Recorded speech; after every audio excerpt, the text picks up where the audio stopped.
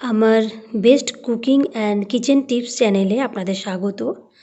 তো আজকে এই ছবিগুলো দেখেই বুঝতে পারছেন আমি কি রান্না করতে চলেছি। তো আমি আজকে দেখাতে চলেছি ভেটকি মাছের সবজি ঝোল। তো দেখুন, প্রথমেই আমি এখানে একটা মাঝারি সাইজের ভেটকি মাছ ছোট করে কেটে নিয়েছি আর ভালো করে ধুয়ে নিয়েছি। তার সাথে আমি এখানে কিছু আলু, একটু কাঁচকলা, একটু শিম নিয়ে নিয়েছি। তো এটা দিয়েই আমি আজকে এই ঝোলটা মাছের বানাবো। তো এর সাথে যে যে জিনিসগুলো মশলাপাতি লাগবে আমি সেটা রান্নাটা তৈরি করতে করতে আপনাদের বলে দেব। তো চলুন আমি প্রথমে রান্নাটা শুরু করি। আমি এখানে কড়াইটা গরমে বসিয়ে দিয়েছি। এবার আমি এখানে একটু 2 চামচ মতো তেল দিয়ে দেব। তারপর দিয়ে দেব একটু জিরে ফোড়ন। আমি কিন্তু আজকে এটা ভালোভাবেই আপনাদেরকে পুরোটা দেখিয়ে দেব, যাতে আপনারা বাড়িতে এটা ট্রাই করতে পারেন। তো জিরেগুলো ভালো করে ভাজা হয়ে গেছে। এবার আমি এতে দিয়ে দেব কেটে রাখা আলুগুলো।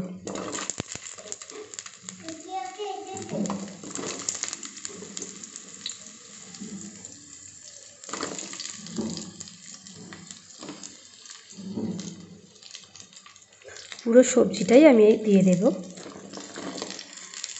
দিয়ে 5 থেকে 7 মিনিট মতো ভালো করে নাড়াচাড়া করে নেব, যাতে সবজিগুলো ভালো করে ভাজা ভাজা হয়ে যায়। তো দেখুন, আমি ভালো করে এটা পুরোটা নাড়িয়ে নিয়েছি।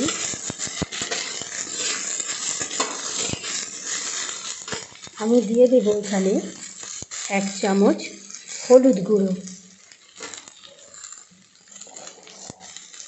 1 চামচ মতো চিনি,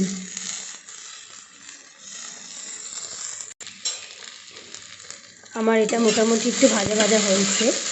এবার আমি এতে দিয়ে দেব 1 চামচ মতো গ্রেট করে রাখা আদা কুচি, দিয়ে দেব একটু 1 চামচ জিরে গুঁড়ো,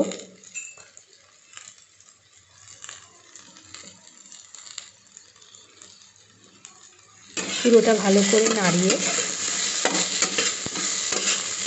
আর একটু ভাজা ভাজা করে, যাতে আদাটা কাঁচা গন্ধ না ছাড়ে,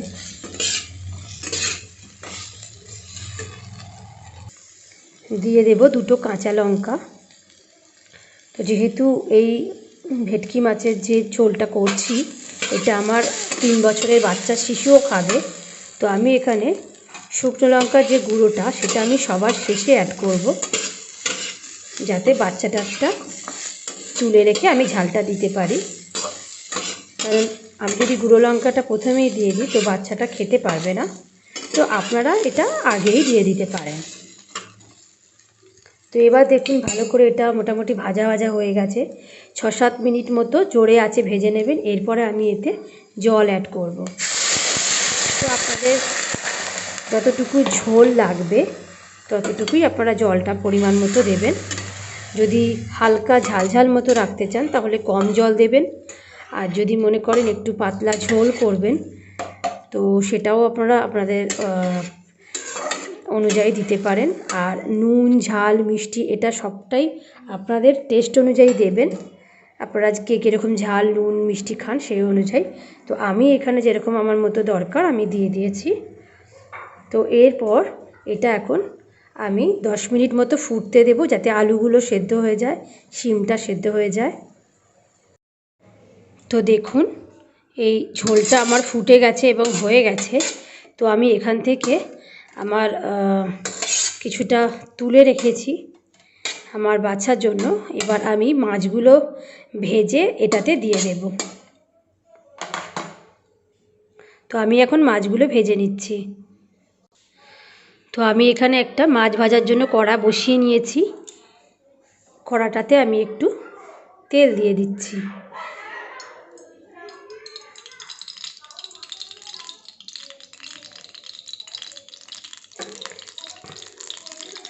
আর এখানে আমি রেখেছি মাছগুলো নুন হলুদ দিয়ে আমি আগে থেকেই মাখিয়ে রেখেছিলাম। তো তেলটা গরম হলে আমি মাছগুলো দিয়ে দেব।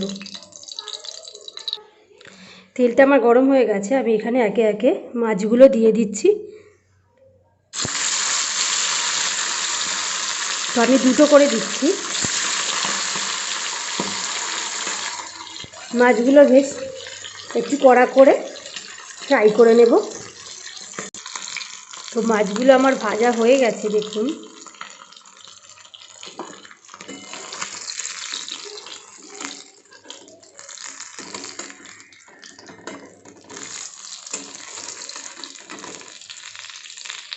আরও দুটো মাছ দিয়ে দিচ্ছি।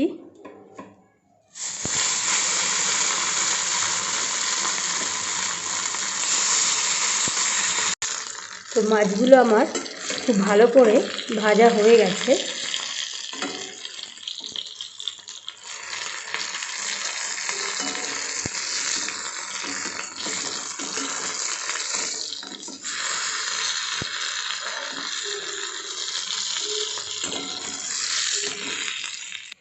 তো মাছগুলো আমার ভেজে তুলে নেওয়ার পর এবার আমি যে ঝোলটা করেছিলাম সেই ঝোলে সামান্য আর একটু জল মিশিয়ে, যেহেতু ভাজা মাছগুলো ঝোলে দিলে জলটা কিছুটা টেনে নেবে, তো আমি এবারে গ্যাসের ফ্লেমটা একটু হাই করে দিয়ে এই জলটা একটু ফুটতে দেব।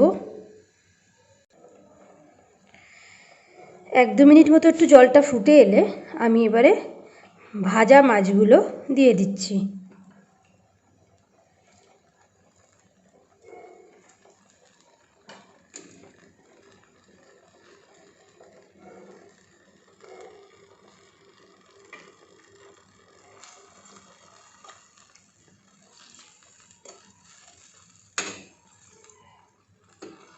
তো দেখুন আস্তে আস্তে কিন্তু এই মাছগুলো এই ঝোলের কিছুটা জল টেনে নেবে, তারপরে একটু টকবক করে ফুটবে, তারপরেই রান্নাটা হয়ে যাবে। তো দেখুন খুব সুন্দরভাবে ফুটছে এবং ভাজা মাছগুলো ঝোলের অনেকটা টেনে নিয়েছে এবং মাছগুলো বেশ ফুলেছে। তো আমার রান্নাটা এখানে শেষ। এবার আমি আপনাদের পরিবেশন করে দেখাচ্ছি। তো দেখুন বন্ধুরা, আমার কিন্তু রান্নাটা হয়ে গেছে। তো দেখুন গরম গরম ভেটকি মাছের সবজি ঝোলটা আপনাদের কেমন লাগলো, এই রেসিপিটা আমাদের জানাবেন কমেন্ট করে। যদি আপনাদের এই রেসিপিটা ভালো লাগে তাহলে বাড়িতে একবার ট্রাই করে দেখবেন, খুব সুন্দর গরম ভাতে ভালো লাগবে। আর আমার চ্যানেলটাকে সাবস্ক্রাইব করবেন যাতে আমার পরবর্তী আপডেটগুলো আপনারা খুব তাড়াতাড়ি আগেই পেয়ে যান। আর যদি ভালো লাগে ভিডিওটা তাহলে লাইক শেয়ার করে বন্ধুদের মধ্যে ছড়িয়ে দেবেন।